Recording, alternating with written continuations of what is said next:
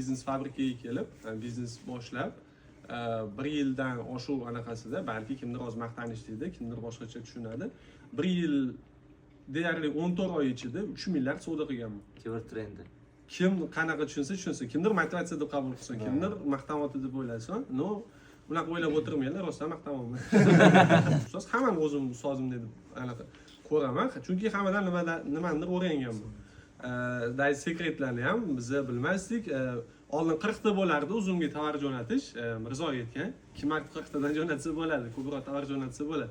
Даже o'shani ham ko'pchilik bilmasdi. Tuppa bu ham sekretda, chunki ommada darsda yoki aytilmaydi bu narsani. Endi hozir bu narsalar muammo emas. Bemalol kalisidan jo'natsa bo'ladi. Xullas, men shu 2 yil shu jamoa bilan bo'lgan bo'lsam, 2 yil oldingi holatimdan hozirgi holatim hamma tomonlama yaxshi. Oilam ham tinch hozir. O'sha payt oilam bilan urush janjal boshqa narsa edi. Hozir oilam oldimda, bolalarim oldimda.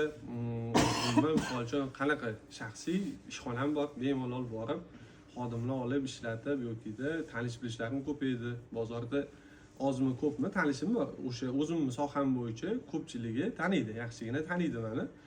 Hammadan minnatdorman, chunki 2 yillik hayotimda juda ko'p narsa o'zgarganman. Juda ko'p tanishlar, juda ko'p moliyaviy erkinlikka chiqqanman. Ha, oldin turib gapira olmasding. Ha, to'g'ri kunda kirmasdim, turib gapira olmasdim. Hozir sal bet yo'qolgan. Uyalishlar yo'q. O'zlari bo'lish kerak. Uyalib, baribir qilinmasdi. Uyalib, balkim o'zim bilmayman, qaysidir bizneslardan qolib ketganman. O'sha odam bilan gaplasha olmaganman, uyalganman, chunki ichimdagi narsani tushuntirib berishga u ichimda qolib ketavergan. Fabrika shu narsani yo'qotdi menda. Biznesdan rivojlanib, yana ham kattaroq natijaga erishsam, xudo xolasa shu jamoa a'zolaridagi kim yordam so'rab kelsa, aytvormayman. Men chunki shu jamoadan chiqqanman. Behrozaga aytgandek, shu jamoa a'zolarini hammasini hurmat qilaman. U moliyaviy erkinlikka chiqqanmi, chiqmaganmi, keyin kelganmi, kursantmi, kapitanmi, generalmi, menga uni darajalari qiziq emas. Muhimi inson, shu jamoaning a'zosi.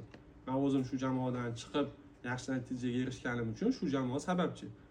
Har bitta odam sababchi-ku, kimdir yomon ishga, kimdir yaxshi ishga. Bu jamoa va shu o'tirganlar yaxshi ishga sababchi bo'lgan.